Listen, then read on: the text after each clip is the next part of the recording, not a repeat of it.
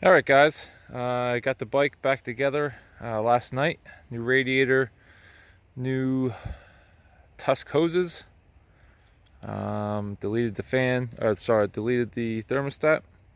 Put a fan bracket on, and we're all good to go. I just came back from a 20-mile ride in rocks. Most of this type of stuff.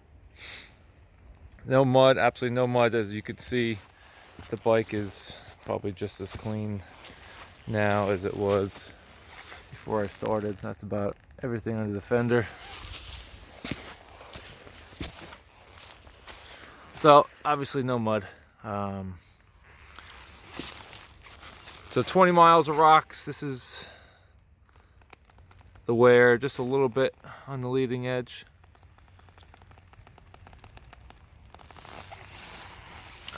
Overall impressions, I mean, it feels like any other knobby for the most part.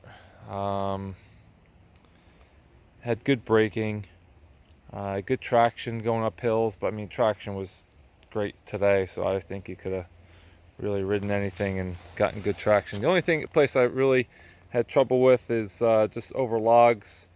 Just did not want to grip on the logs, but I mean, what knobbies really do besides, Charles tires, those things just grip and go right over.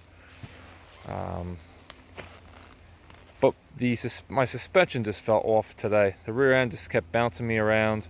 I tried a couple different adjustments on the rebound. I don't know if it was the tire, if it was just me having an off day. Hard to tell. So I'm still up in the air right now whether I'm going to use it for the race this weekend or just say forget it and just ride it and who cares. I don't know. We'll see. One thing also I noticed, you can see coming on the edge, that's all the lube. Not all the lube, but there's lube coming out around the bead. That side too.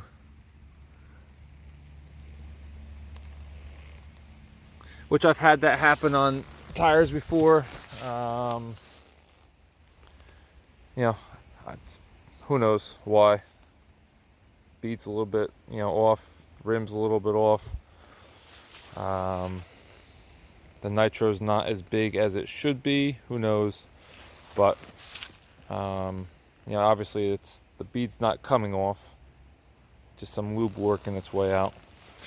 It's soft, but it's not super soft. I mean, it's soft.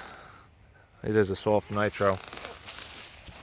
But yeah, I don't know what I'm going to do for this weekend. I have a brand new 81EX that I might put on just because I know what that tire does at speed. This thing was bouncing me around a little bit at speed. Once again, could just be me being off. Half the time it is the rider, not the bike. But yeah, overall, good tire.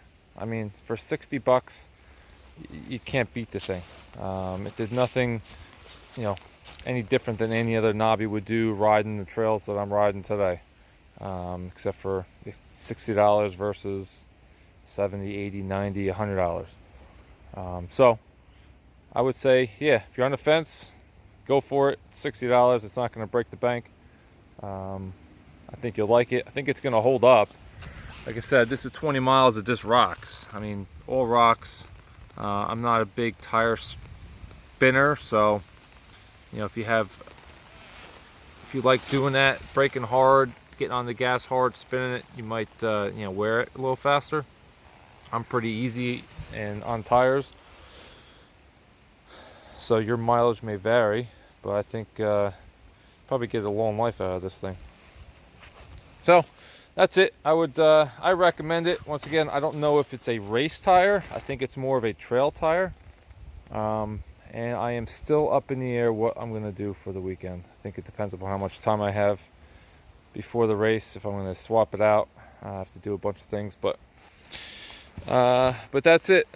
Tusk Recon tire, 110 size. Can't beat it for $60. Thanks, guys.